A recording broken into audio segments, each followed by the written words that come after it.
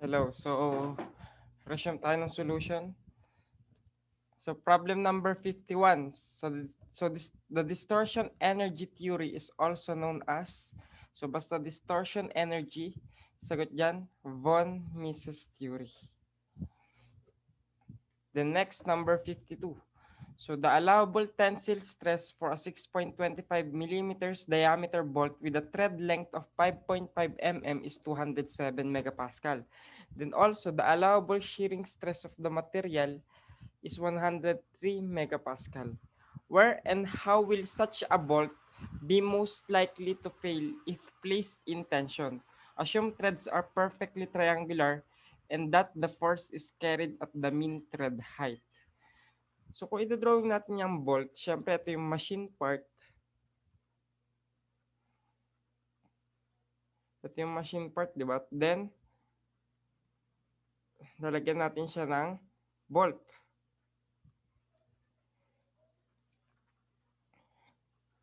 Syempre yung bolt may mga threads yan, no? Threads. So, halimbawa, ito yung bolt, no? So, ito yung bolt.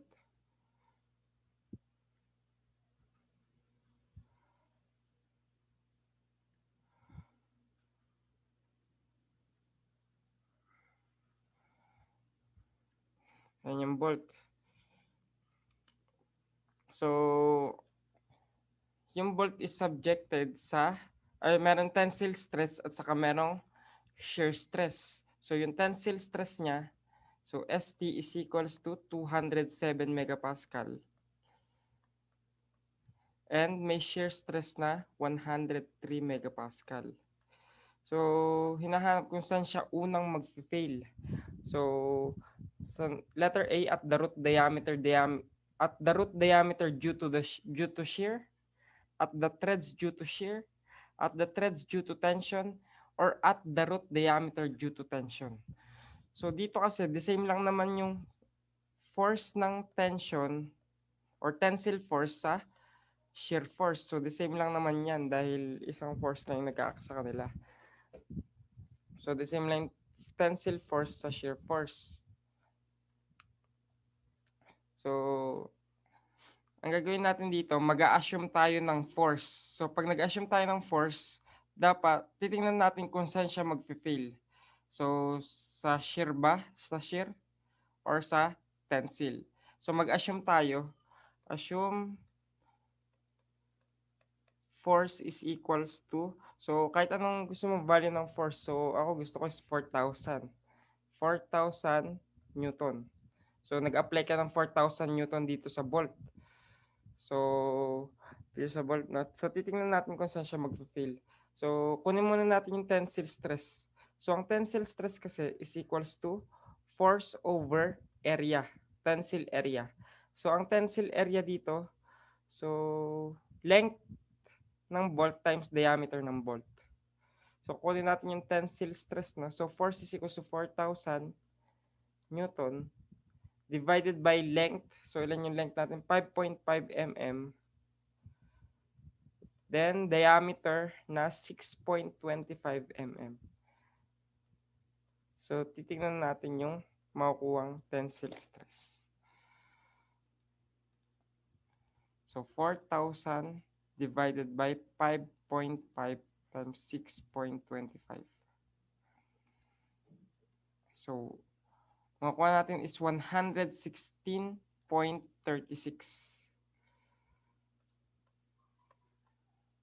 116.36 megapascal.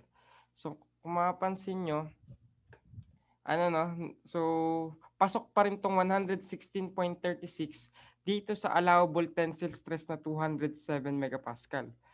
So, hindi siya nag-fail dun sa tension. So, check pa rin siya.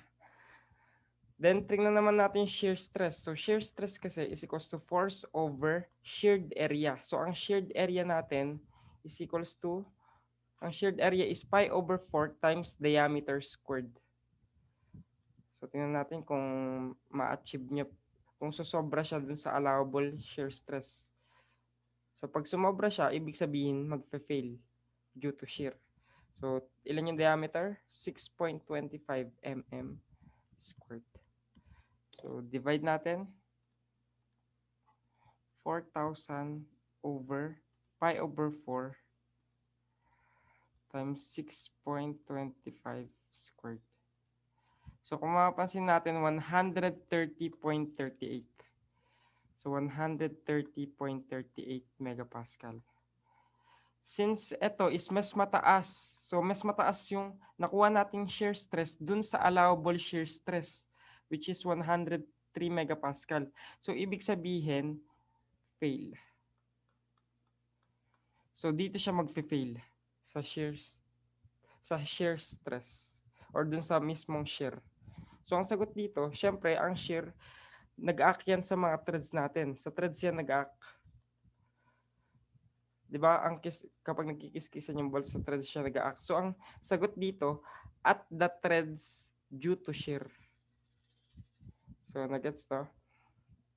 So, at the threads due to shear yung sagot, letter B. So, ganun lang. Parang prenob lang natin. Prenob lang natin na at same force, mas unang magpe-fail yung ating bolt dun sa shear. Dun sa shear. And nag-act siya dun sa threads. Kaya kung mapapansin nyo. So, next tayo.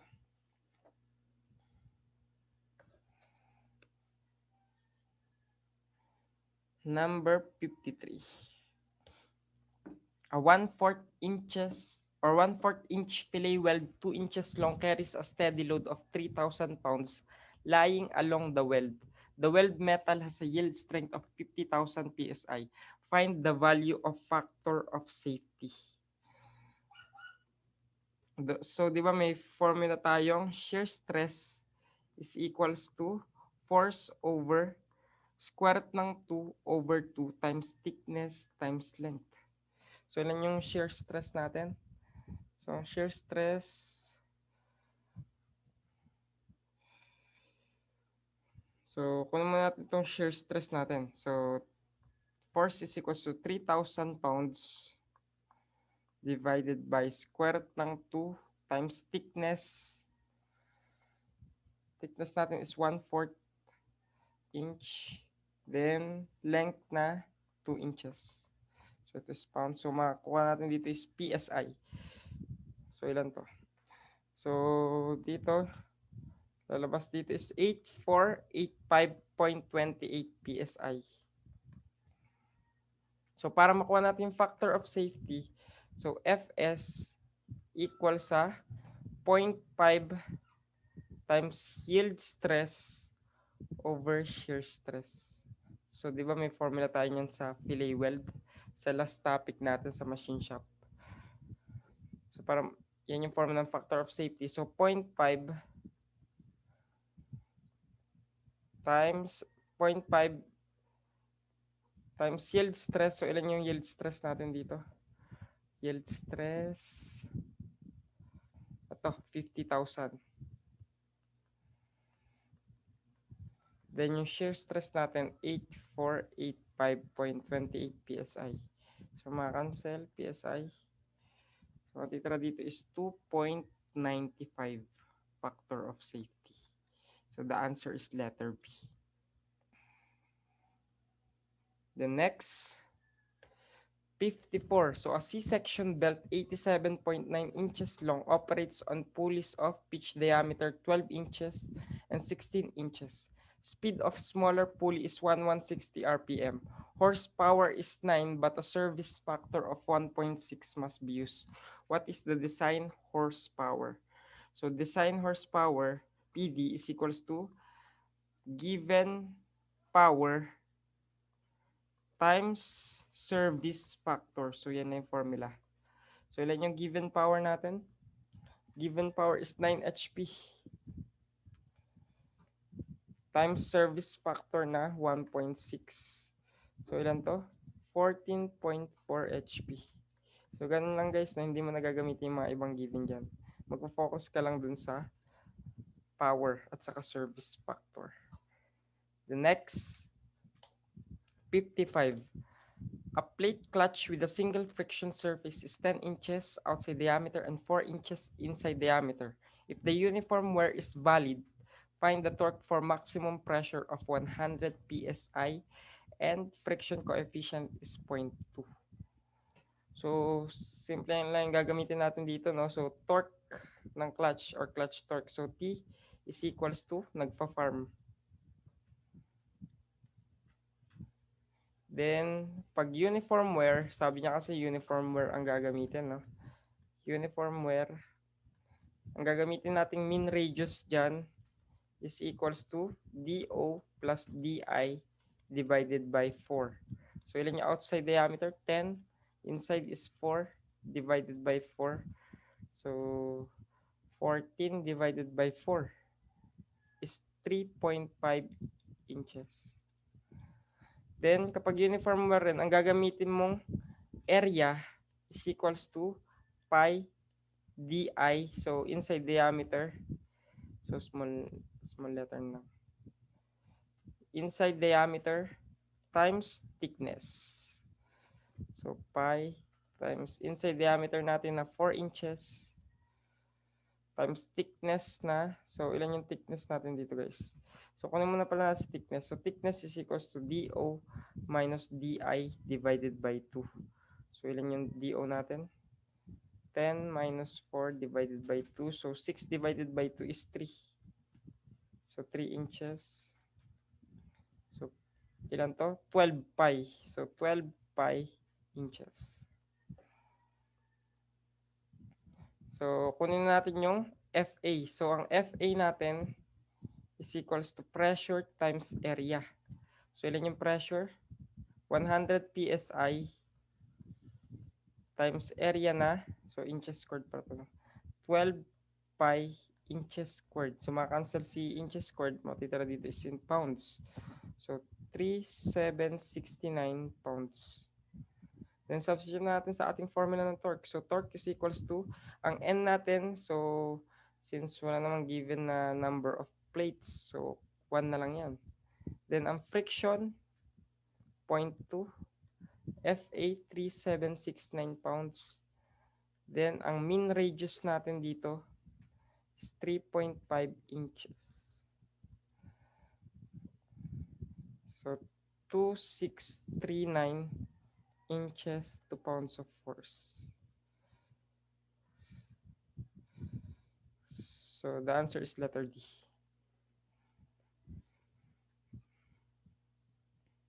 Then next, a spring has a natural length. So, paborito na naman ng examiner itong natural length. No? So, I'm sure lalabas na naman ng mga 3 beses sa next board exam. So, aralan nyo mabuti ito. No? A spring has a natural length of 12 inches when at rest. If force 10 pounds is required to stretch it 1 inch, find the work required to stretch the spring from a total length of 13 inches to 15 inches. So, work ng spring is equals to integration ng length minus natural length. So, ilan yung length niya dito? So, 13 minus 12. Then, 15 minus 12. Then, force over stretch length. Force over stretch length. Force over stretch length. Nagluloko ating ano.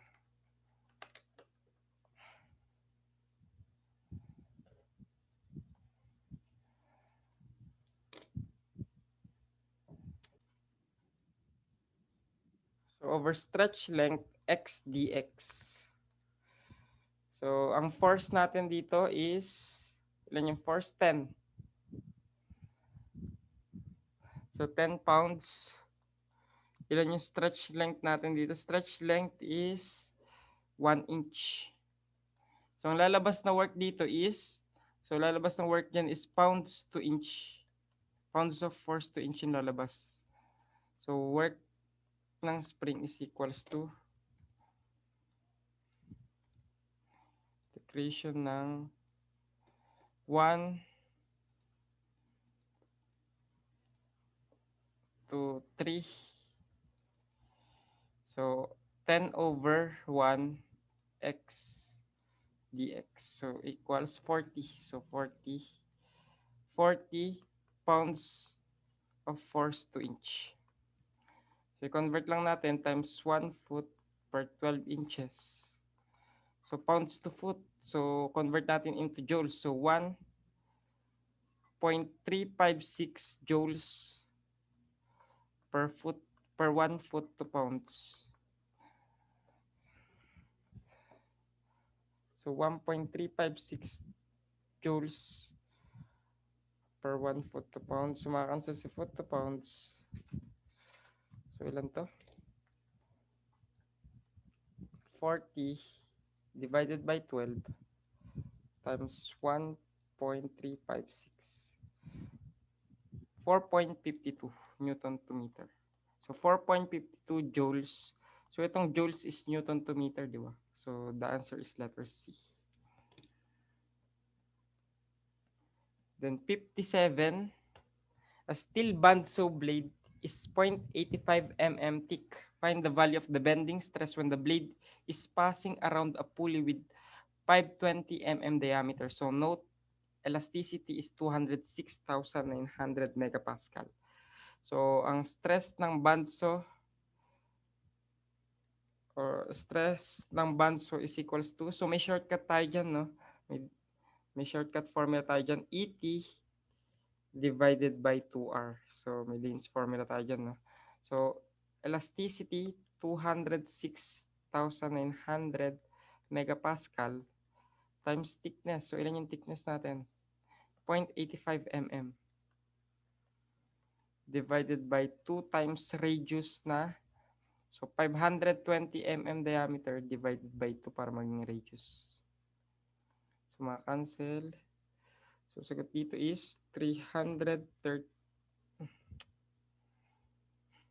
Sagot dito is 338.2 megapascal. The answer is letter D.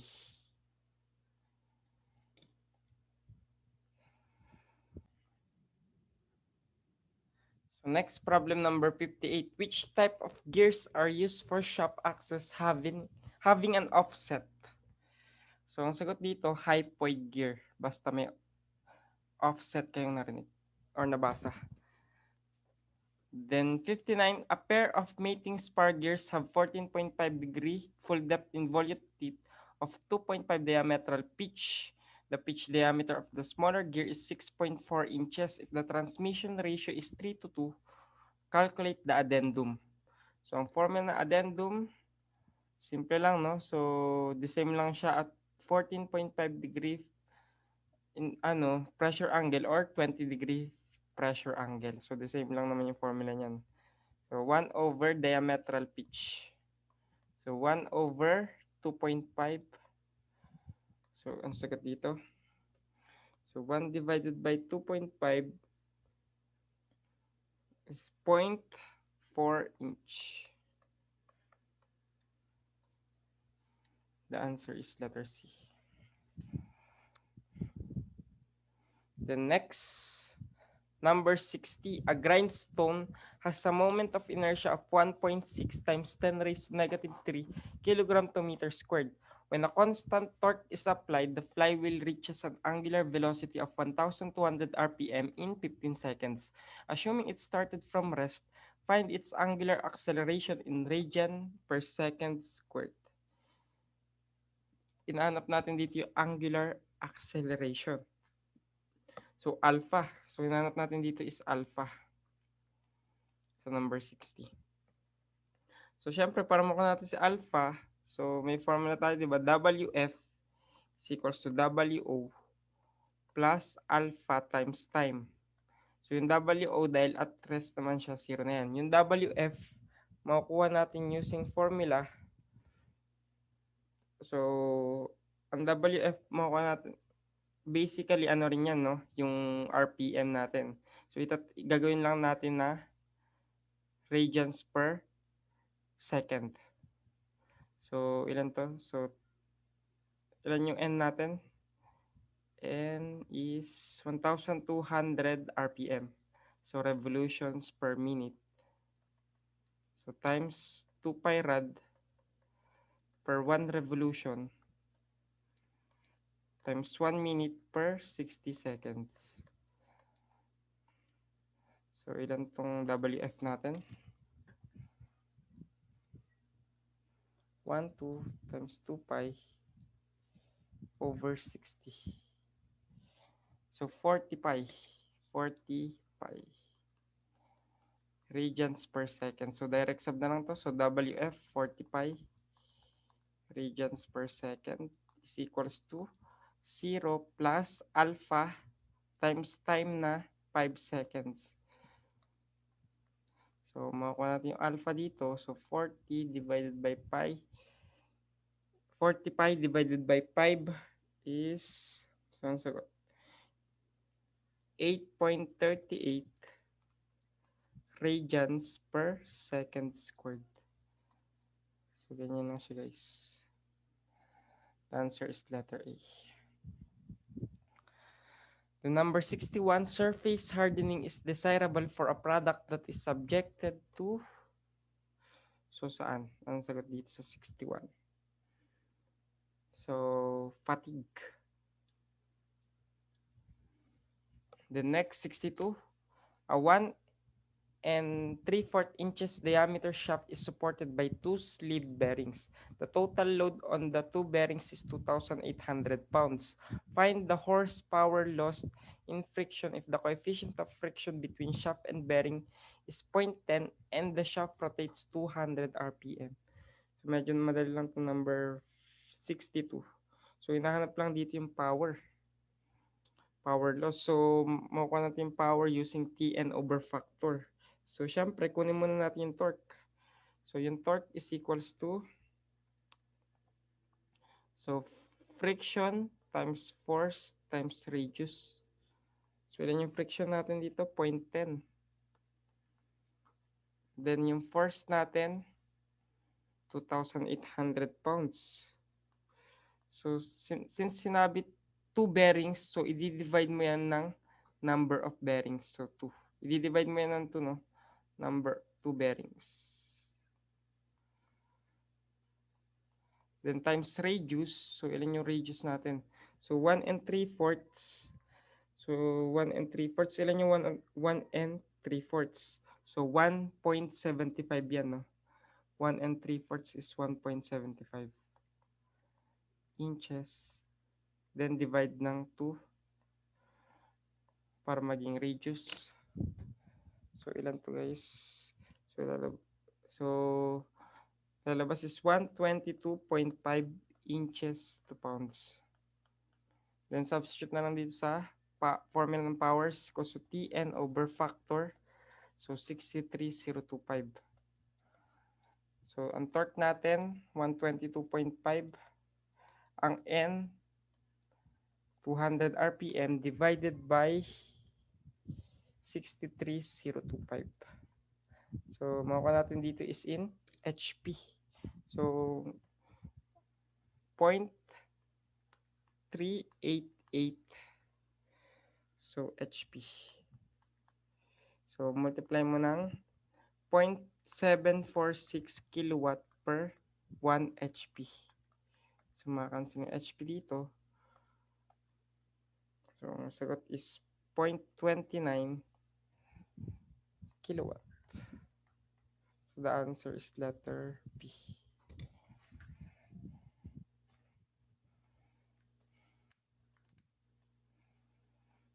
So, next, 63. What is the space width of the gear if the tooth thickness is 0.20 inches and the backlash is 0.005 inch? So, ang formula ng tooth thickness, so space width is equals to, ang formula pa ng space width is equals to tooth thickness plus backlash. So, tooth thickness plus backlash. So, ilan yung tooth thickness natin? 0.20 plus 0.005. So, ang sagot is 0.205 inch. The answer is letter C.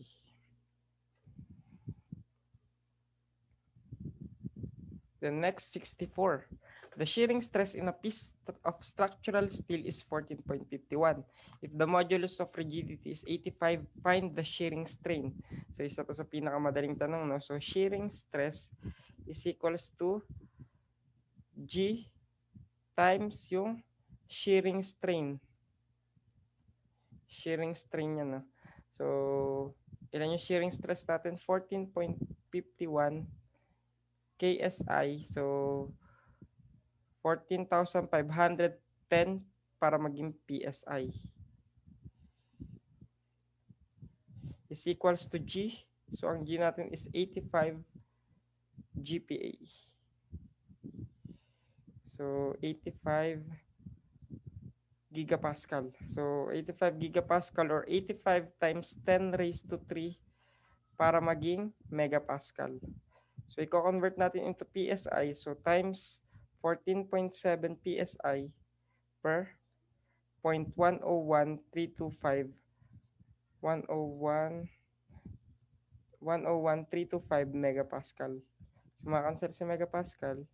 Then, matitira is shearing strain. So, ilan yung shearing strain natin? So, shearing strain na makakuha natin dyan is 0.00117 unitless. Then, 65.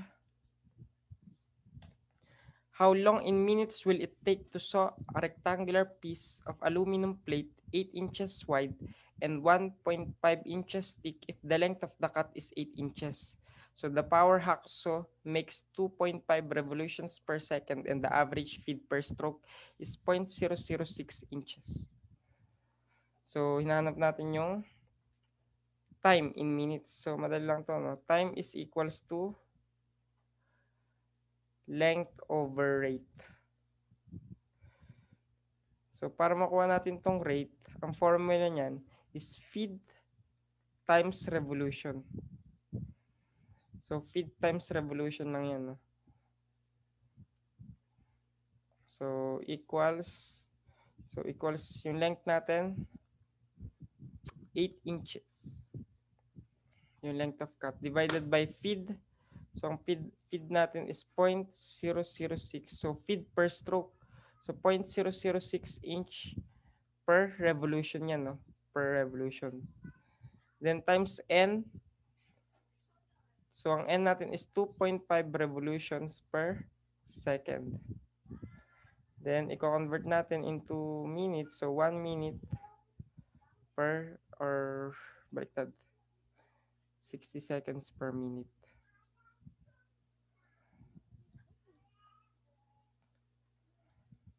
1 minute. So, makancel yung second. Makancel yung inch. So, lalabas dito, 8.89 minutes. The answer is letter B. The next, number 66. So, a 250 HP motor turns a shaft at 2,400 RPM. The shaft steps down in diameter from 3 to 2.5 inches. Calculate the maximum torsional shear stress. The stress concentration factor is given to be 1.3. So, ito lumabas na naman. So, question rin to sa February 2020 board exam, no? So, ulitin lang natin. So, shear stress is equals to 16T over pi d cube. So, times natin yung, lagi natin ito times yung concentration factor na 1.3. Then, ang gagamitin na diameter, use smaller diameter para ma-achieve yung maximum torsional shear stress. So, use smaller diameter. So, D is equals to 2.5 inches. So, dun kasi nag-o-occur yung maximum torsional shear stress sa dun sa reduction na in diameter. So, is equals to 16 times torque. So, wala pala tayong torque, guys. So, power is equals to Tn over factor. So, Tn over 63025. So, ilan yung power natin? 250 HP is equals to torque times 2,400 RPM divided by 63025. So, makukuha natin torque dito is equals to, so, ang torque na makukuha natin, 6565 inches to pounds. So, So 6565 inches to pounds divided by pi times diameter. So 2.5 inches raised to 3 times 1.3. So ilan to? So the answer here is 2781.7 or 0.87 psi. So the answer is closest to letter C.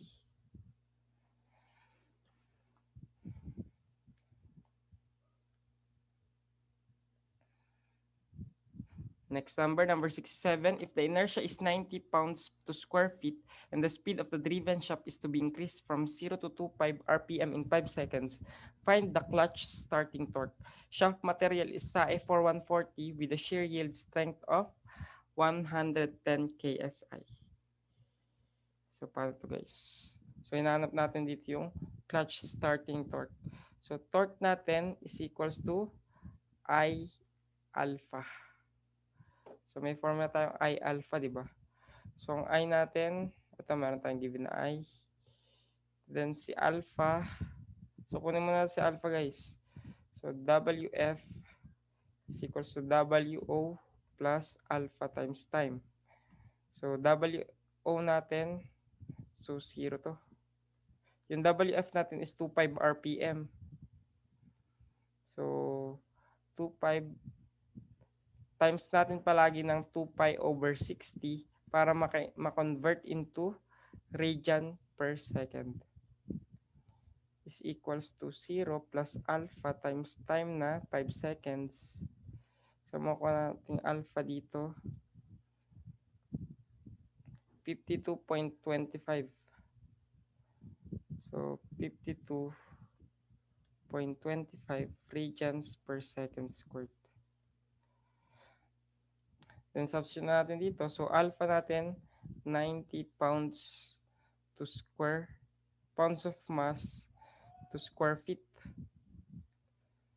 Pounds of mass to feet squared multiplied by alpha na 52.25 radians per second squared.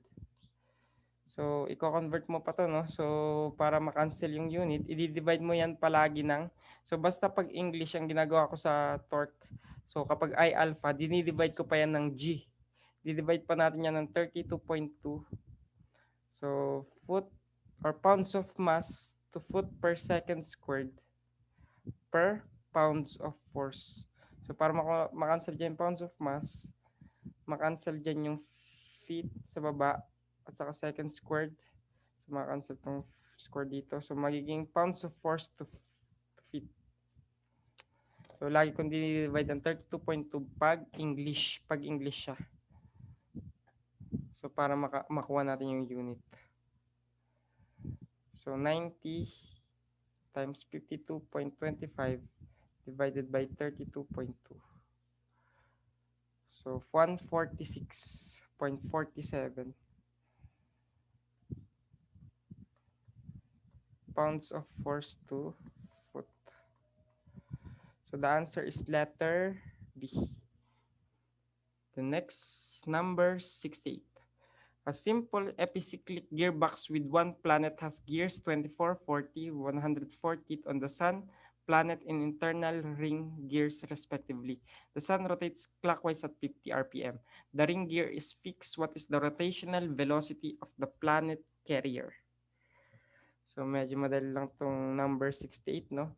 So, may formula tayong N1 D1 is equals to N2 D2. So, kunin muna natin yung RPM ng 2. So, RPM ng 2 muna kukunin natin dito. So, N1 natin, so simula ko sa umpisa, 50 RPM sa sun times diameter ng sun is 24. Then is equals to N2 times diameter ng planet is 40. So makukuha natin N2 dito is equals to, so 50 times 24 divided by 40 is 30 RPM.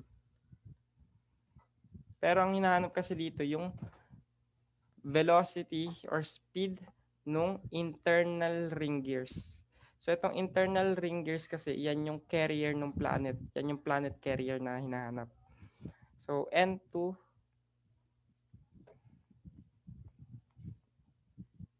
times diameter ng 2 is equals to N3 times diameter ng 3. So 30 times ilan yung diameter ng 2? 40 is equals to N3 times diameter ng 3 which is 104.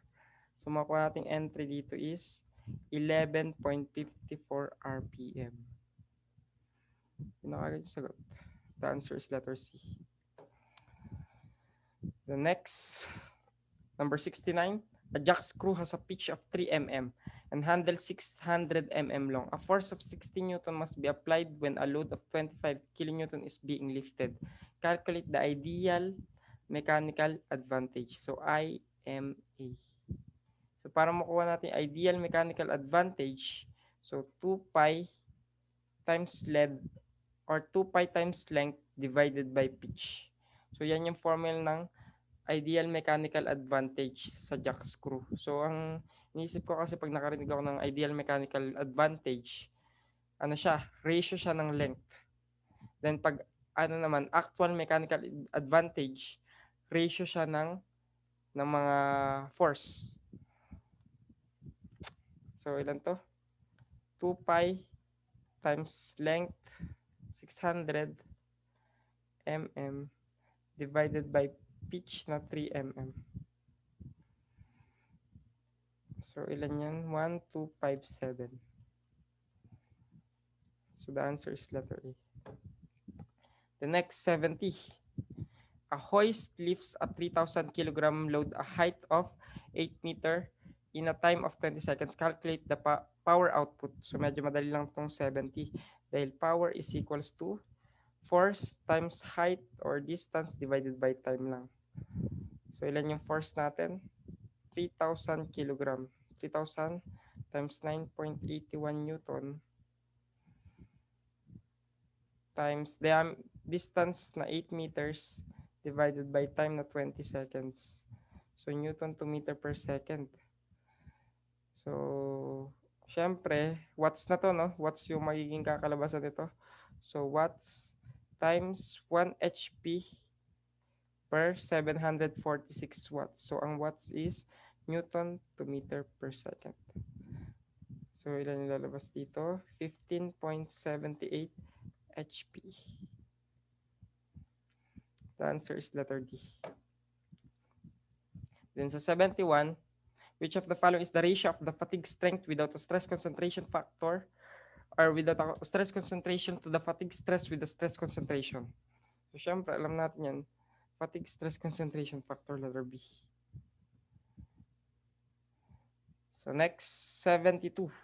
So, a multiple disc clutch consists of 10 steel discs and 9 bronze discs. The effective outside and inside diameters are 8 inches and 6 inches respectively. If an axial force of 100 pounds is applied and the shaft turns at 1,000 RPM, find the horsepower capacity. Assume the coefficient of friction 0.25 and uniform pressure. So, paano itong 72 guys? So, para makuha natin yung power, syempre kunin muna natin yung torque. So, torque is equals to nagfa-farm. So, since uniform pressure, ang gagamitin nating mean radius, so uniform pressure. Uniform pressure. So, ang gagamitin nating mean radius dyan is equals to, so 1/3 kapag ang gagamitin mo is diameter. Pero 2/3 naman pag ang gagamitin mo is radius. So, ito diameter. So, DO raised to 3 minus DI raised to 3 over DO squared minus DI squared. So, substitute natin dito. So, torque is equals to, so ilan yung N natin? So, ang N natin is equals to number of steel discs plus number of bronze discs minus 1. So, ganyan lang siya. So, substitute 10 plus 9 minus 1 times ang friction natin na 0.25 times FA. So, axial force is 100 pounds times mean radius. So, times 1/3. Ilan yung outside diameter? So, outside diameter, 8 raised to 3 minus 6 raised to 3 over 8 squared minus 6 squared. So, inches. So, pounds to inch. So, ilan lalabas dito? 1585 inches to pounds. Then, makukuha natin si power, Tn over factor. So, where factor natin is 63025 para maging HP. So, torque, 1585 inches to pounds. Then, N natin in RPM, 1,000 RPM divided by 63025. So, lalabas sa sagot, 25.2 HP. So, the answer is letter B. The next, number 73. A 1.00 meter cast iron wheel has a 1.00 mm thick steel ring shrunk into a satire. The interference fit is 1 mm. What is the contact pressure? So, paano itong 73, guys? So, medyo madali lang to, no? So, deflection is equals to S. So, stress times diameter divided by elasticity. So, yun yung deflection natin. So, yung deflection natin is 0.1 mm.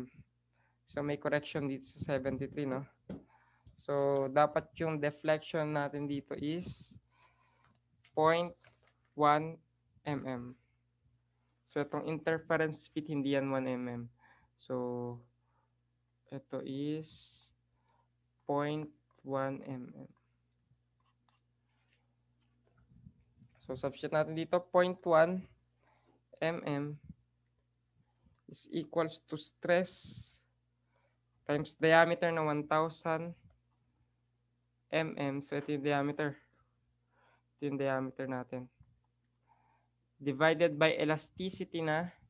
So, ano yung elasticity ng ano? So, assume elasticity. So, assume E is equals to 210 times 10 raised to 3 megapascal.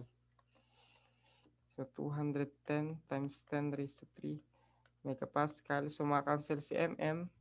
Matitira dito stress is equals to 21 megapascal. So, ganun na yung sagot. Letter D.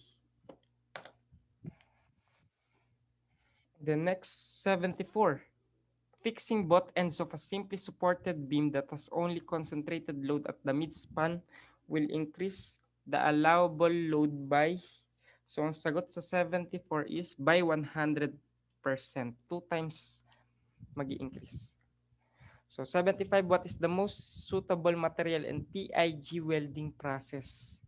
So sa 75, ang sagot is letter A, aluminum. The next, 76. A slab milling operation is being carried out on a 12 inches long, 4 inch wide, annealed mild steel block at a feed of 0.1 inch per tooth and depth of cut. So paulit-ulit itong tanong na to, no? Pero dito ang hinahanap is material removal rate.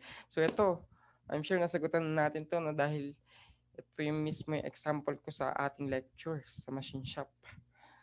So, material removal rate, MRR. So, tatlo lang kasi tinatanong sa tanong na to eh. Basta sinabing, a slab milling operation is being carried out. Pag nabasa mo na kagad yan, tatlong hinahanap dyan. Material removal rate, yung velocity, tapos yung power. So, tatlong hinahanap dyan. So, dito ang tinatanong is material removal rate. So, width times depth of cut times velocity ng feed. So, velocity ng feed. So, ang velocity ng feed natin is equals to, so, kapag cutting velocity, ang ginagamit is pi dn. Pero kapag velocity ng feed times n times teeth. So, yun yung feed natin, 0.01 inches per tooth. Ang n natin, ilan yung n? 100 RPM. So 100 revolutions per minute. Ang teeth natin, 20 teeth per revolution yan. So makakancel yung teeth, makakancel yung revolution, maging inches per minute. So lalabas dito is 20 inches per minute. Then substitute natin dito para makuha yung width, para makuha yung material removal rate. So ilan yung width natin? 4 inches. Ang depth of cut is 1/6. Then velocity is 20 inches per minute. So makakancel yung inches dito. Ay hindi, makakancel yung inches tuloy. Magiging inches cube siya, guys.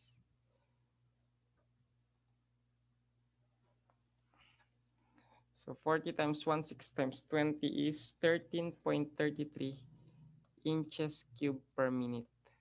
Yan yung material removal rate, MRR.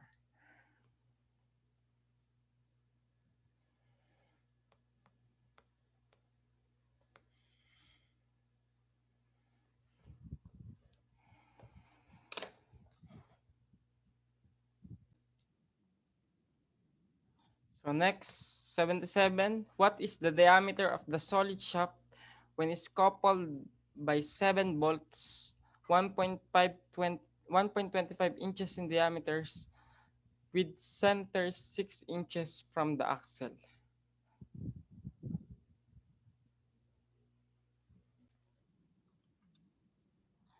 So paano to guys, paano natin makuha yung diameter ng shaft? So para makuha natin yung diameter ng shaft, so gamit yung formula 16t over pi times diameter ng shaft raised to 3. So dito kasi sa problem na to, ang stress ng shaft is equals to, so stress ng shaft is equals to stress ng bolts. So ang stress ng shaft is 16t over pi d cube. Ang stress ng bolt, so force ng bolt divided by pi over 4 times diameter ng bolt squared times number of bolts. So times number of bolts pa. So guys, ang force ng shaft is equals to force ng bolts. So ang torque kasi, so torque, itong torque na to, makukuha natin using force ng shaft times radius. So radius, itong radius na to, ito yung distance from center to the axle. So substitute natin, so 16 times force ng shaft times radius divided by pi times diameter ng shaft raised to 3 is equals to force ng bolt divided by pi over 4 times diameter ng bolt squared times number of bolts. So, syempre, makakancel dito yung force ng bolts. So, makakancel dito yung force ng bolts at saka force ng shaft since equal lang naman. Then, substitute na natin mga given. So, 16 times radius natin, 6 inches. So, yung 6 inches dyan, yan yung radius. Divided by pi times diameter ng shaft. So, yan yung hinahanap. Raised to 3 is equals to, so 1 na lang to, divided by pi over 4. Diameter ng bolts, so 1.25 inches squared times number of bolts, 7. So, makakuha na kagad natin itong diameter ng shaft.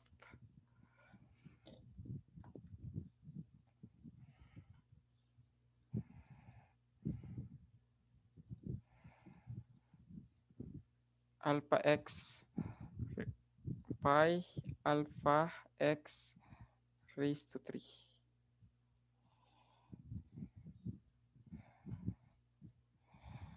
Divided by 1 over pi over 4 times 1.25 squared times 7. So shift solve, makuha natin yung sagot, which is 6.4. So diameter ng shaft is 6.4 inches. So dito, hindi naman pwedeng i-round natin pababa.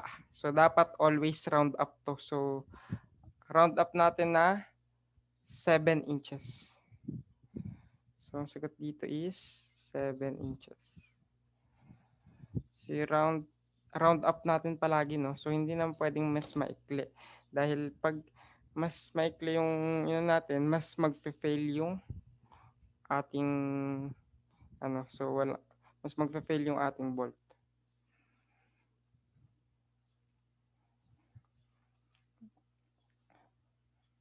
So next, 78. A flywheel has a diameter of 1.5 meters and a mass of 800 kilogram. So the torque needed to produce an angular calculate the torque needed to produce an angular acceleration of 100 RPM per second. So para makuha natin torque dito is equals to I alpha. So I alpha lang yung formula dyan. So ilan yung I natin? So ang I pwede nating makuha using 1/2 mr squared. So 1/2 mr squared lang yan. So then yung yung alpha natin, so may given tayong alpha. So ang alpha 100 revolutions per minute per second, 2 seconds siya. So i-convert pa natin to into radians per second squared. So times 2 pi rad per 1 revolution times convert natin yung minute into seconds. So times 1 minute per 60 seconds. So magiging alpha natin dito ilan? So 100 times 2 pi over 60. So 10.47. So 10.47 radians per second squared. Then ito namang, yan yung alpha. Then ito namang I natin is equals to 1/2. So mass 800 kilograms times R natin is, so radius 1.5 divided by 2 meters. So ilan to? 1/2 times 800 times 1.5 divided by 2. So 300 kilogram. So squared pala to. Naka-squared siya guys. Kalimutan natin. Squared. So 225. 225 kilogram to meter squared. So torque is equals to I 225 kilogram to meter squared times alpha natin na 10.47 radians per second squared. So ang sagot dito?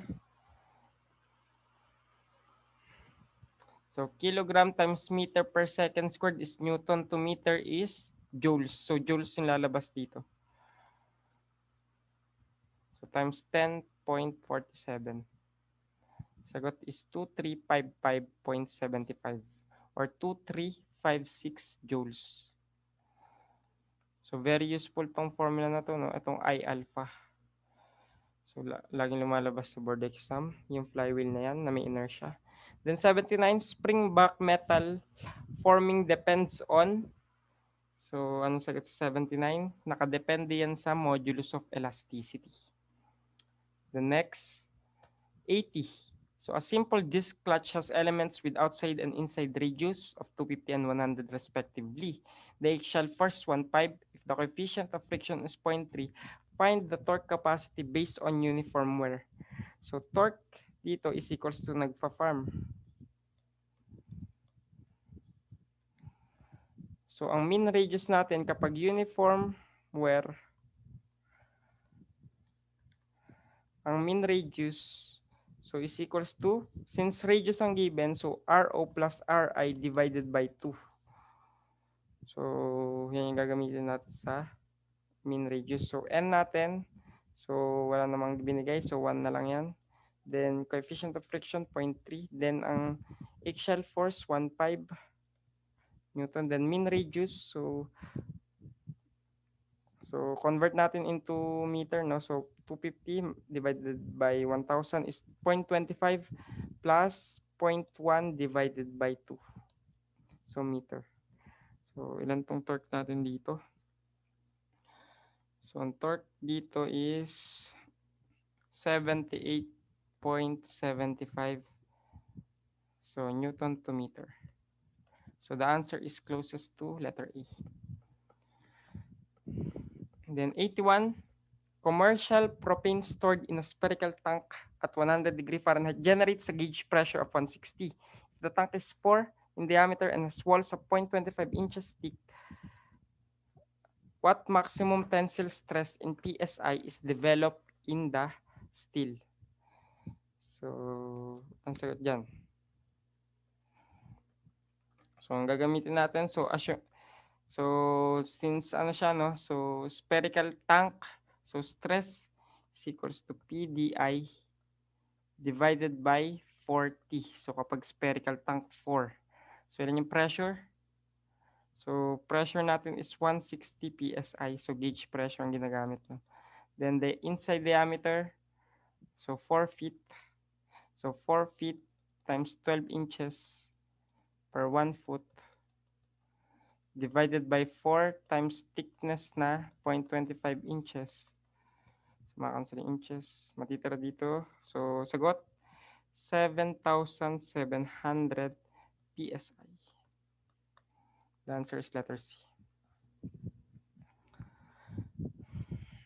The next, number 82. During a stress strain test, since the given stress are below the proportional limit, the unit deformation at a stress of 35 megapascal was observed to be 123 times 10 to the minus 6 mm per meter, and the stress of 135 megapascal. It was 3 to 1 times 10 to the minus 6. So if the proportional limit was 150 megapascal, compute for the strain in inches per inches corresponding to the stress of 100,000 kilopascal. Express your answer in 3 significant digits. So ang sagot dito, guys. So dito, pwede tayong gumamit ng mode 3-2. So mode 3-2. So the same lang naman yung elasticity niya kasi. So kaya gagamit tayo ng mode 3-2 dahil may formula tayong stress is equals to elasticity times strain. So stress 1, elasticity 1. Then meron tayong stress 2 is equals to E times strain 2. So gagamit, dahil proportional siya sa E, so pwede tayong gumamit yan ng mode 3-2.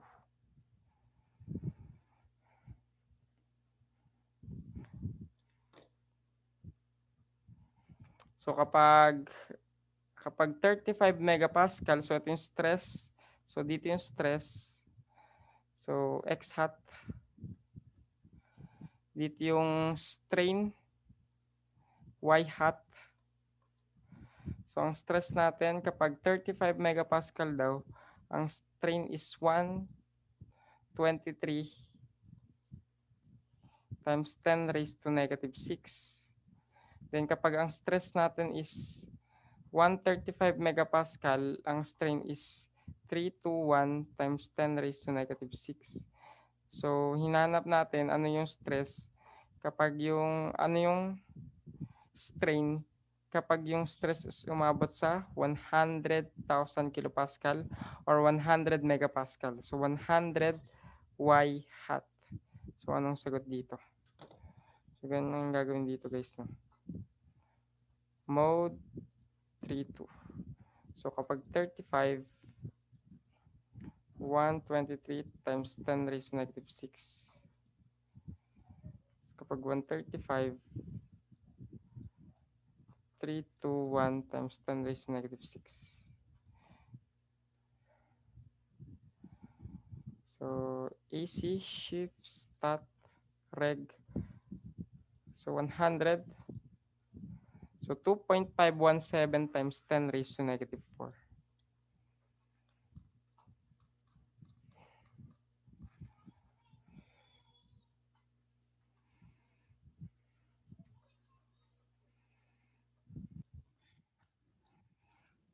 So, the answer is closest to letter A. The next 83. What is the result when MERS join with a high degree of regularity in chain structure and MER orientation? So sagot dito is letter D, atactic polymer.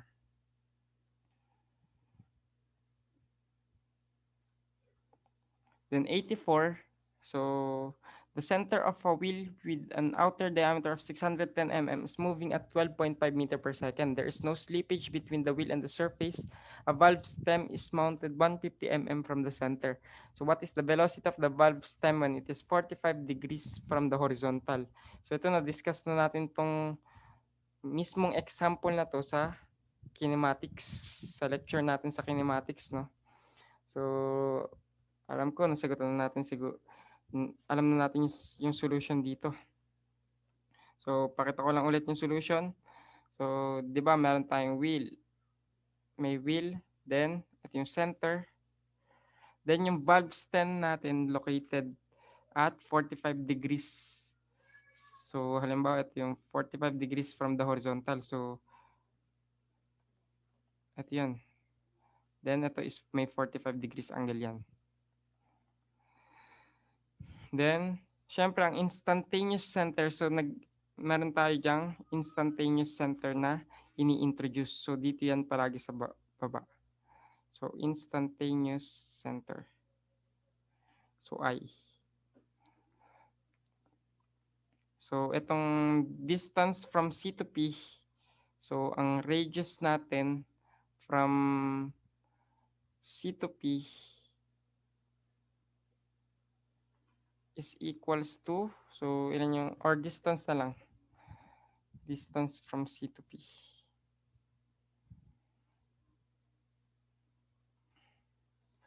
So, ito is, so kung i-drawing natin itong triangle na mabubuo natin dito, so ito,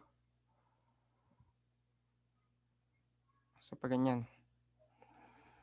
So, drawing natin dito.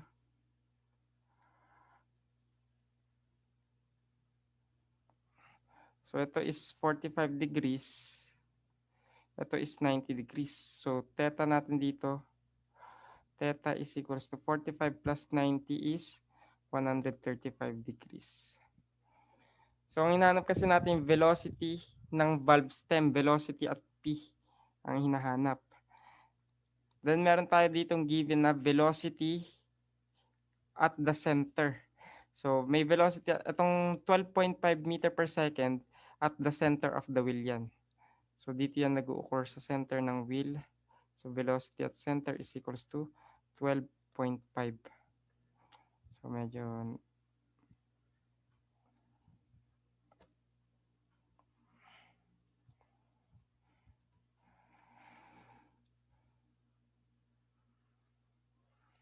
so, ICP.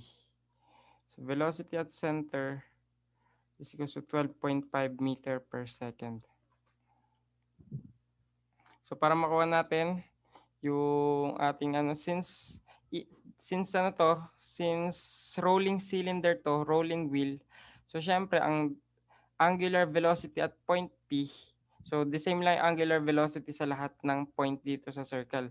So, the same lang angular velocity at point P at angular velocity at the center. So, WP is equals to WC. So, alam natin na V is equals to WR. So, W is equals to V over R. So, velocity at point P divided by radius at instantaneous center to point P is equals to, at naman velocity at point C is equals to radius ng instantaneous center to C.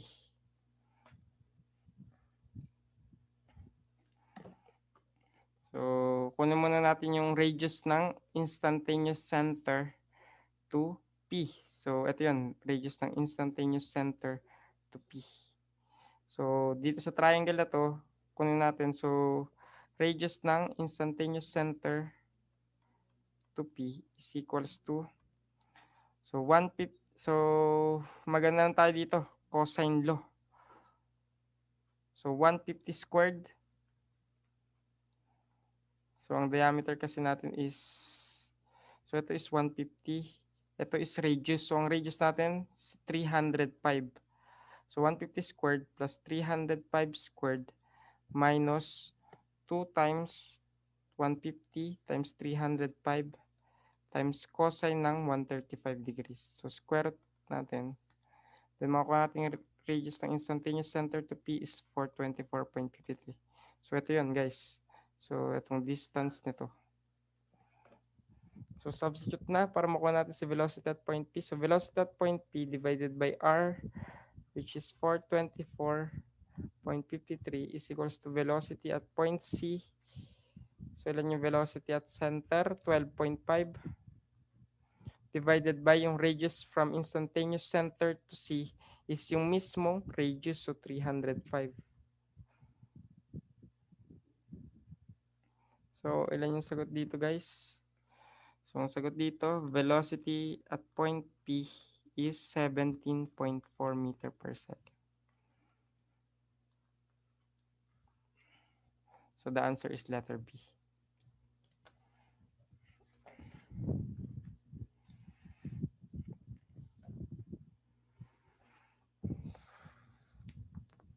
So next, 85. So at 0.25 inches diameter steel support wire normally strung between two utility poles 125 feet apart under 1,500 pounds of force of tension. A winch maintains the tension by stretching the wire. A new procedure requires 250 pounds of force of tension. Calculate the length of additional wire. The winch must decrease to reach the new tension. So paano to? Nanap natin yung length ng additional wire. So, ibig sabihin, hinahanap natin yung total deformation dyan. So, total deformation is equals to, so, deformation ng 2 minus deformation ng 1. So, deformation ng 2 times deformation ng 1. So, nag-iba kasi yung force niya. So, ibig sabihin, mag-iiba yung deformation. Alam natin deformation is equals to FL over AE. So, is equals to deformation ng 2. So, F2 times length divided by AE minus yung deformation ng 1. So, F1 times length divided by AE. Since the same length over AE lang naman sila, so factor out na natin yan. So, length over AE times F2 minus F1. So, ganyan lang siya, guys. So, substitute na. So, length natin, 125 feet. So, 125 feet.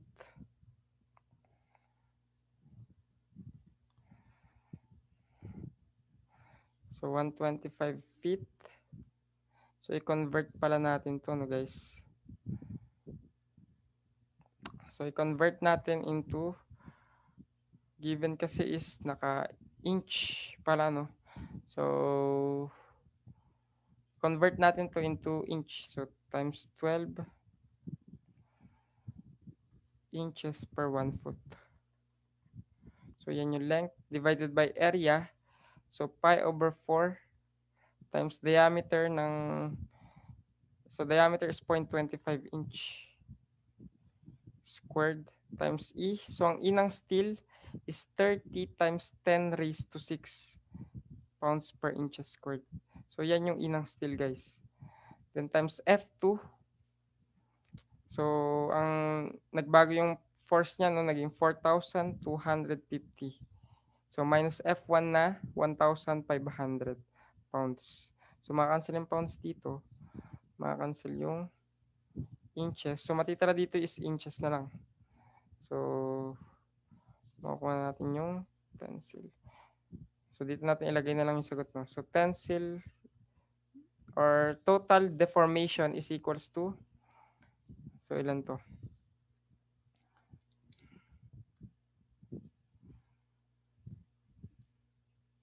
$125. So, mode 1 pa natin. 125 times 12 pi over 4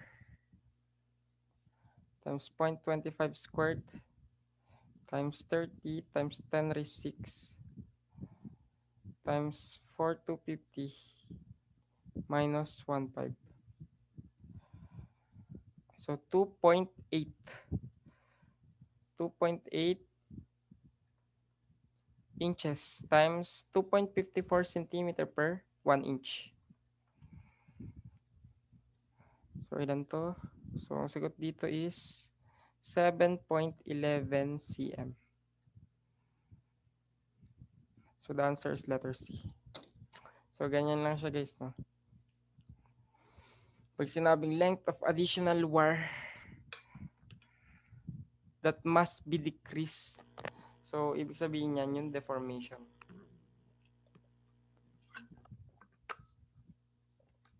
So next tayo, 86. What is the bursting speed for a cast iron flywheel? So alam na natin to, no? Bursting speed. So velocity is bursting speed dB square root ng K times tensile strength. Tensile strength. So K natin is equals to 10.5 for cast iron. Then 9.5 kapag steel. So since cast iron siya, so 10.5. So square root ng 10.5 times 20,000. So ang lalabas dito is in feet per second. So naka feet per second yung lalabas dito, no? Then itong ST dapat naka PSI. So lalabas dito, ilan yung lalabas? 456.22 feet per second. So check natin sa calcu. 10.5 times 20,000 square root ng answer 458.26. 458.26 pa lumabas. 458.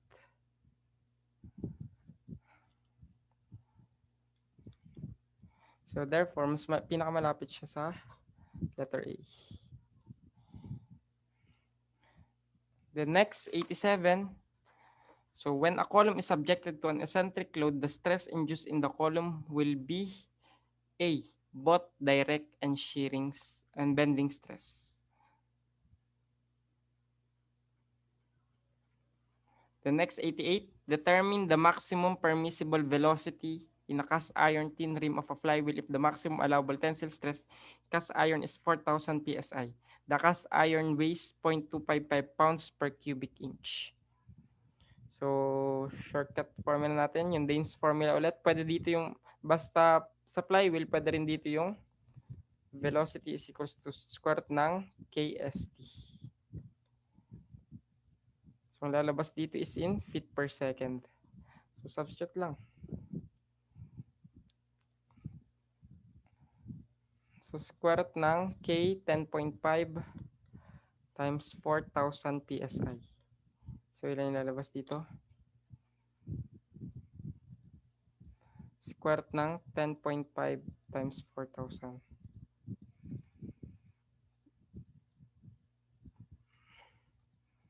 204.94.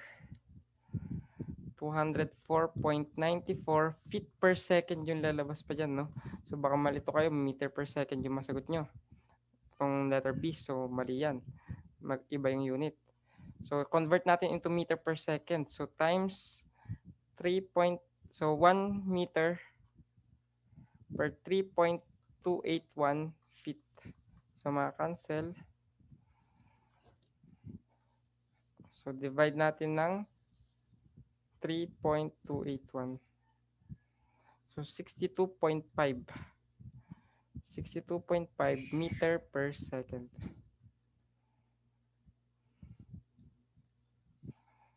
So, the answer is letter C.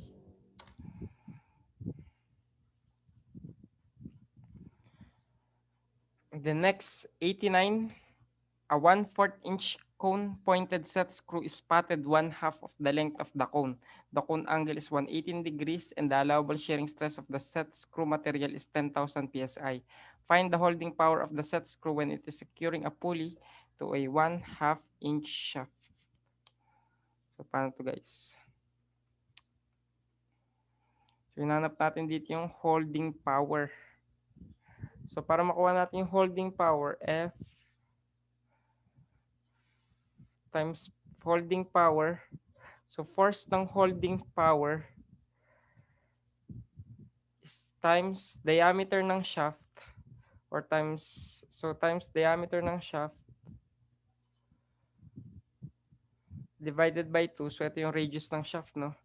Is equals to force ng set screw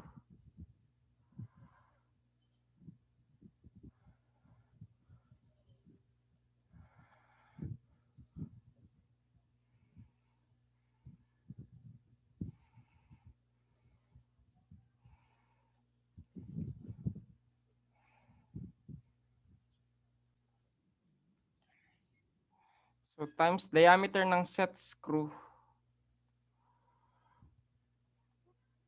divided by 2. So, ganun lang siya. So, force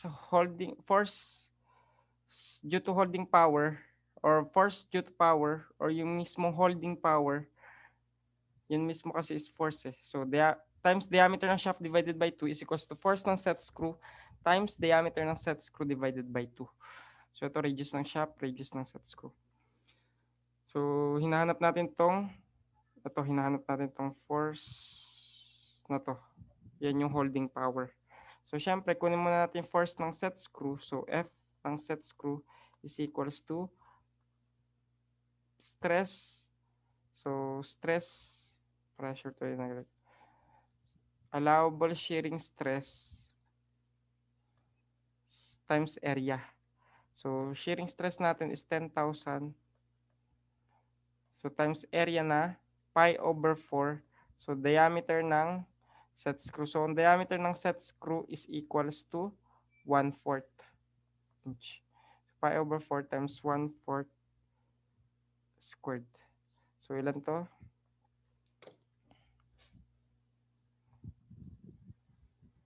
10,000 times pi over 4 times 1/4 squared.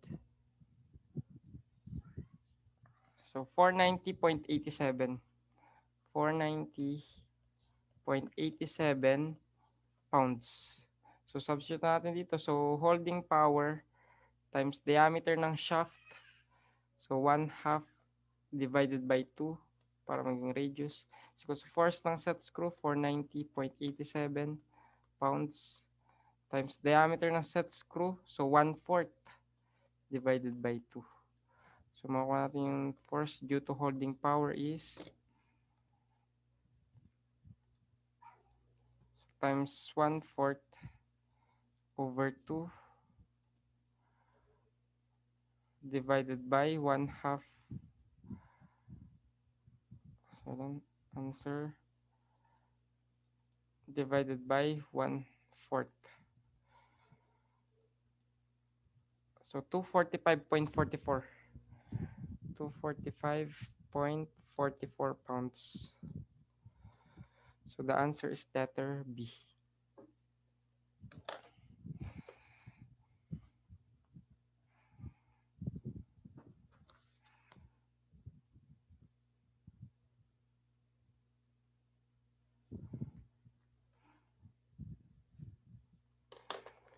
So, next.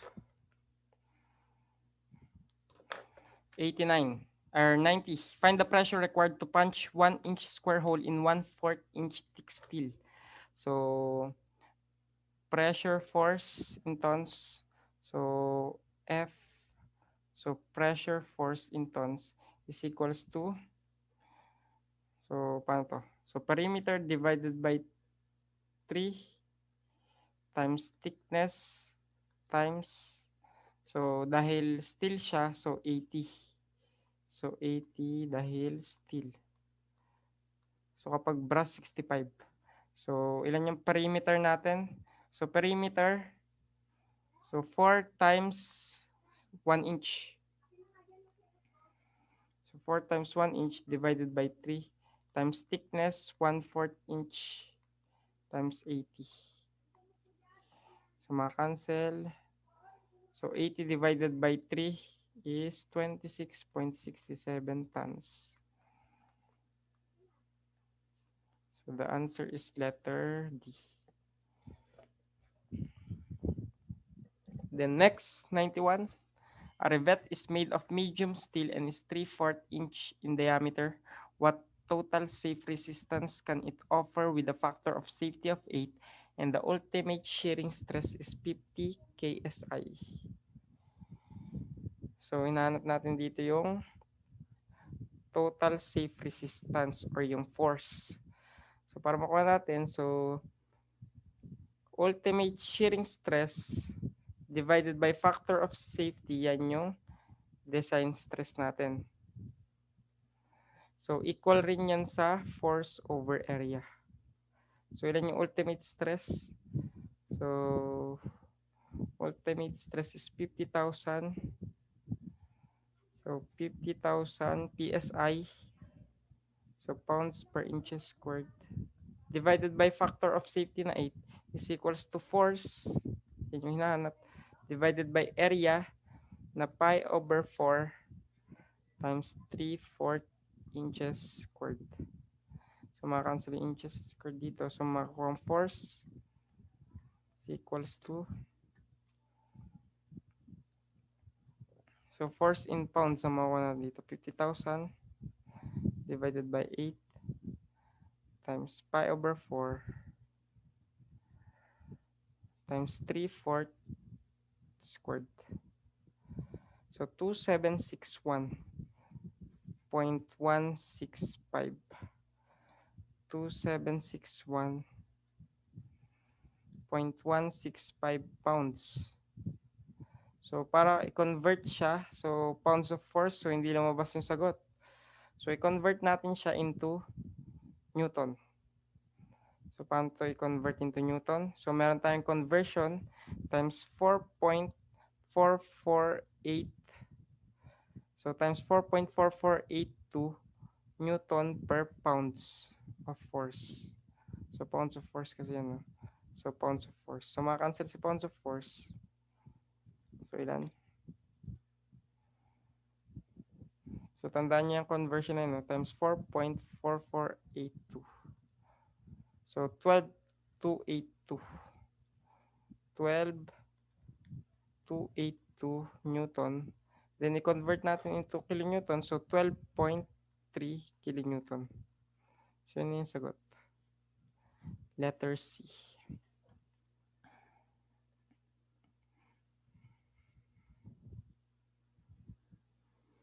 The next, 92. So, a 6 mm fillet weld 50 mm long carries a steady load of 13,000 Newton lying along the weld. The weld metal has a yield strength of 360. Find the value of the factor of safety. So, di ba may formula tayong shearing stress is equals to force over square root ng 2 over 2 thickness times length sa fillet weld. So, shearing stress natin, so, kunin mo natin shearing stress. So, force is equals to 13,000 Newton divided by square root ng 2 over 2 times thickness. So, ang thickness natin is 6 mm times length na 50 mm. So, makuha natin shearing stress dito. So, ilan?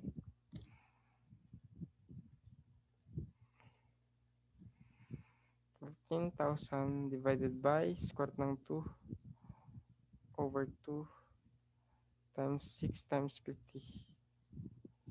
So, 61.28.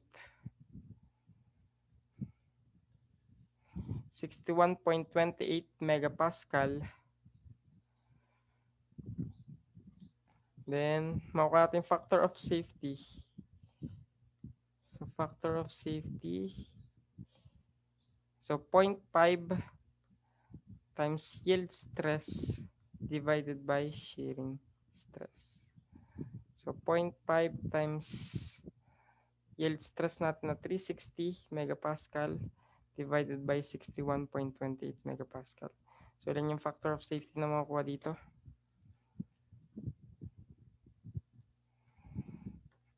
So, 0.5 times 360 divided by answer. 2.94. The answer is letter A.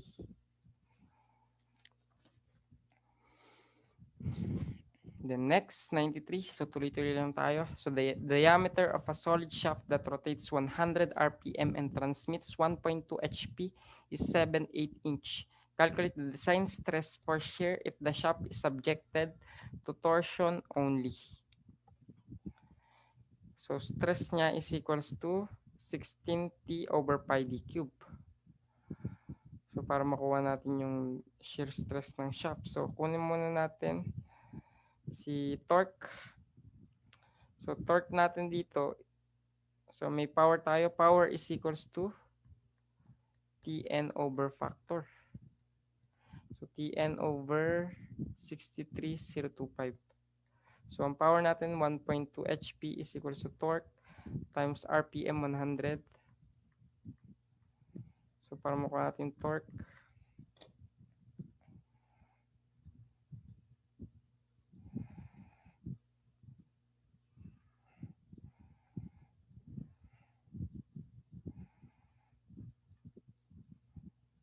.3.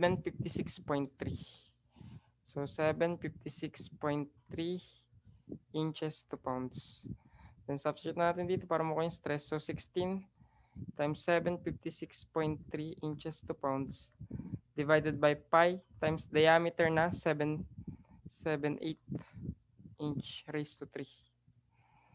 So makancel dito yung inches. Then ito magiging square na lang yan. So ilan to? So times 16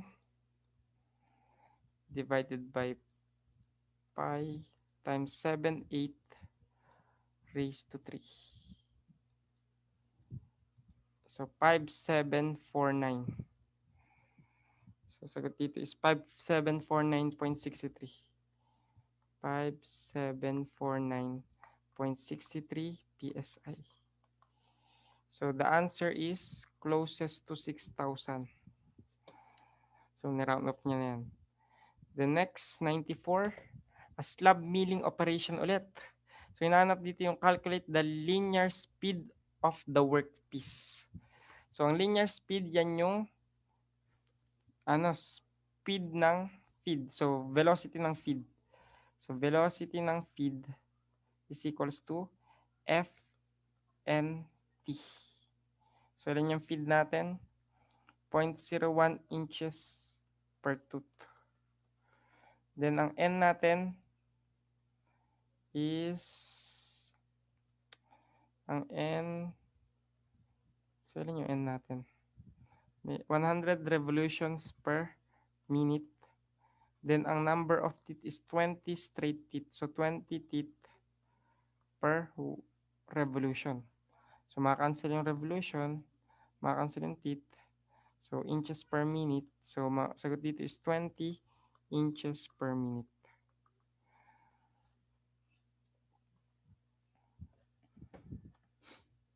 The next, number 95.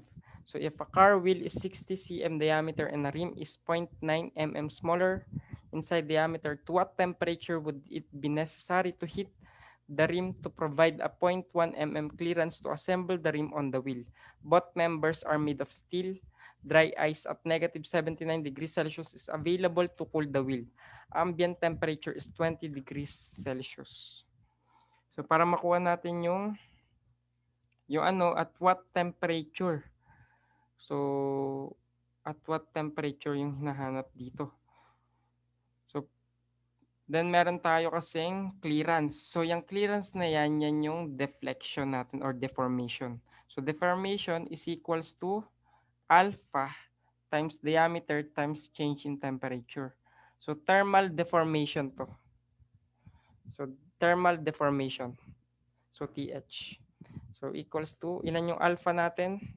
11.7 times 10 raised to negative 6.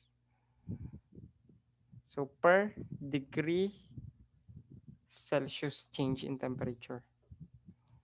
Then times diameter natin. So ilan yung diameter natin dito, guys? So ang diameter natin, so ilan? 60 cm. So 60 cm or 600 mm. So times 10 natin para maging 600 mm times change in temperature. So change in temperature is T2 minus T1. So T2 minus yung T1 natin na negative 79 degrees Celsius. So 79 degrees Celsius. So makakansin yung Celsius dito, matitira is mm. So ilan yung change in or yung thermal deformation. So ang thermal deformation, so nag-expand pala to heat the rim to provide so yung diameter natin, so from 0.9 nag-add tayo ng clearance. So magiging outside diameter natin is magiging outside the diameter natin. So change in thermal deformation or thermal deformation is equals to 0.90 mm na smaller diameter plus yung clearance na 0.10 mm. So ito yung magiging natin. So 0.9 plus 0.1 is 1 mm. So ito yung gagamitin nating thermal deformation. So makacancel yung thermal deformation, makuha natin T2. So shift solve. 1 11.7 times 10 raised to negative 6 times 600 times alpha x minus negative 79. So minus negative 79. So 63.45. 63.4 degrees Celsius. So the answer is letter D. The next, number 96, a flywheel weighing 480 pounds has radius of gyration of 3 feet. If there is a driving torque of 600 foot-pounds and resisting torque of 250, find the moment of inertia if the speed increases from 20 to 80 revolutions per minute. So may formula tayo ng inertia. So mass moment of inertia is equals to, so kapag may radius of gyration ka, so mass times radius of gyration squared. So ilan yung mass natin? So mass natin 480 pounds. So tatandaan nyo, no, kapag radius lang yung given, 1/2 mr squared. Pero kapag radius of gyration na k, so wala na siyang 1/2 mk squared na lang. So ilan yung k natin? 3 feet. So pakita pala natin yung unit, no. Sulat natin yung unit. So 480 pounds of mass times k natin is 3 feet. So 3 feet. 3 squared feet squared. So magiging pounds to foot squared. So i-convert natin into pounds of force. So kaya dinidivide natin siya, guys, ng, so i-divide, tandaan nyo kapag moment of inertia kasi, so dinidivide yan ng, kapag English, para maging pounds of force yung divide natin yan ng 32.2 pounds ng mass to foot per second squared per pounds of force, per 1 pounds of force. So yan yung conversion factor natin sa unit. So makakancel yung pounds of mass, makakancel yung, sa ano pa makakancel dito? So foot makakancel. Magiging pounds of force to foot to second squared. So yun yung magiging unit nito. So unit analysis lang, no?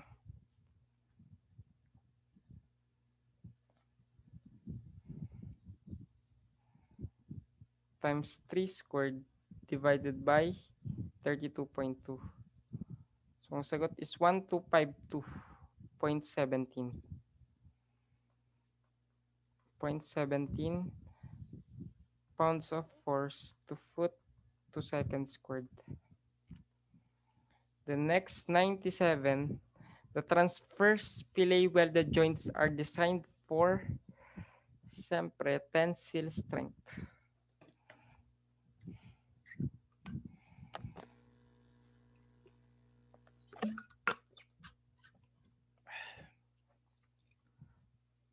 So next, 98, how many elevators are required if there are 1,320 persons occupying the building other than the first floor?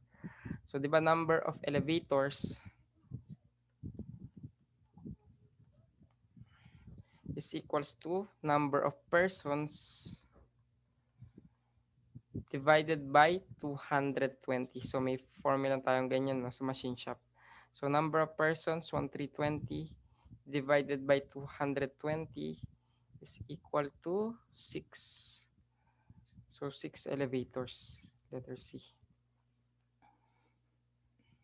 The next 99. A coil spring 4 cm in outside diameter made of 5 mm wire is to support a mass of 45. Find the number of coils if it deflects 60 mm under the given load condition. So modulus of rigidity for steel is 83 GPa. So deflection natin dito is equals to eat fried chicken, tatlo, nice, good, wow. So makuha natin number of coils dito. So deflection is equal to, so ilan yung deflection natin dito? 60 mm. So 60 mm or 0.06 meter. So convert na natin into meter, no? Divide natin ng 1,000.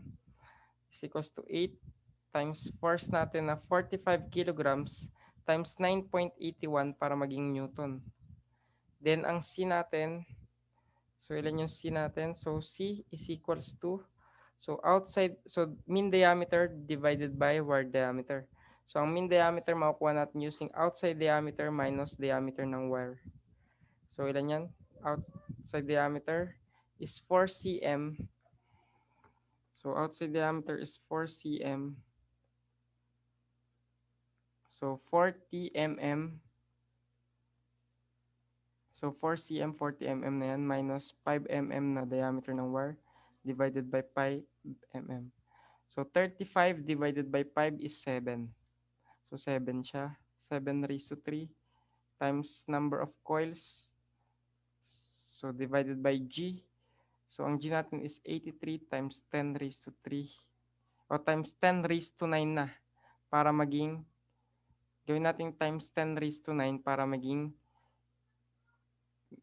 Pascal. So Newton per meter squared. Then times diameter ng wire. Diameter ng wire natin is 5. So diameter ng wire 0.005. So 5 over 1,000 para maging meter. So makacancel dito yung Newton. So meters, makacancel rin dito yung meter. Meter squared. So ang number of coils natin dito, so makuha natin number of coils dito is 21. So ito na yung sagot. So 21.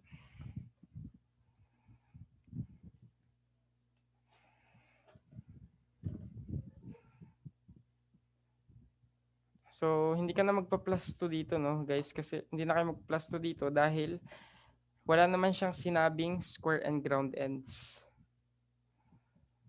So next tayo, number 100. An eye-bolt support is attached to a rigid steel beam. A very stiff compression spring is used to preload the eye-bolt. The spring is loaded by means of a nut screwed down on the end of the eye-bolt until it exerts a force of 5,000. What would be the force exerted on the shank of the bolt if a mass of 800 kilogram were attached to the eye-bolt? So paano to? So, para makuha natin yung force exerted on the shank of the bolt. So, net force is equals to, net force is equals to weight ng bolt minus yung force na given. So, ilan yung weight ng bolt? 800 kilogram times 9.81 para maging Newton minus force natin na 5,000 Newton. So, ilan sagot dito? So, calculate natin. 800 times 9.81 minus 5,000. Ay, mali. 500.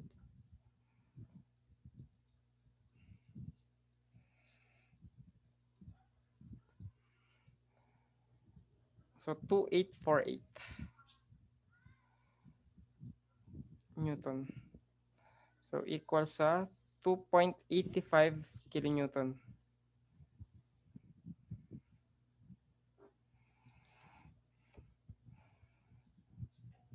So, 2.85 kilonewton.